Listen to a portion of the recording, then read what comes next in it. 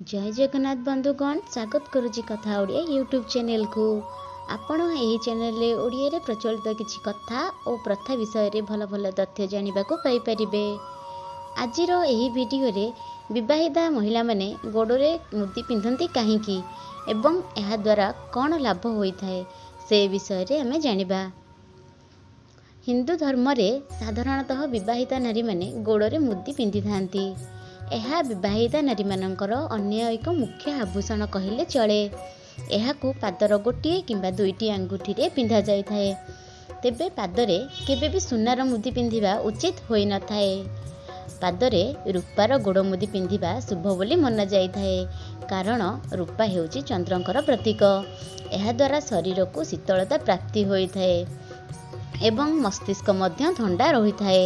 पादरे गोड़ मुदी लगाइबा द्वारा यह पादर तल भागरू आरंभ करी नाभि पर्यंत समस्त शिरा एवं मांसपेशी को संतुलित करी रखि थाए। विवाहिता महिला माने पादर द्वितीय आंगुठी रे मुदी पिंधिबा द्वारा सेमानकर गर्भाशय मध्य संतुलित रही थाए एवं रक्तचाप मध्य संभवतः कम होई थाए। पादरे गोड़ मुदी धारण करिबा द्वारा यह महिला मानंकु नकारात्मक शक्ति ठारू दूरेई रखि थाए एवं मानसिक चिंता ठारू संभवतः कम करि थाए।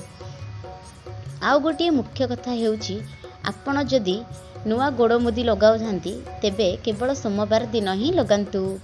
यह द्वारा चंद्रंकर शुभ दृष्टि आपणक ऊपर पड़ी थाए एवं पादर गोड़ मुदी केबे काहाकू दियंतु नहीं कि काहाकू दान करंतु नहीं। आपण जदि चाहिए एहाकू बिक्री कर दे पारिबे, किंतु काहाकू देबा उचित होई न थाए। जदि आपंक यही वीडियोटी भल लगी थाए तेबे वीडियो को गोटे लाइक एवं चैनल को सब्सक्राइब कर दियंतु एवं आम सहित जोड़ी हुअंतु आउ एक न्यू वीडियो पई। जय जगन्नाथ।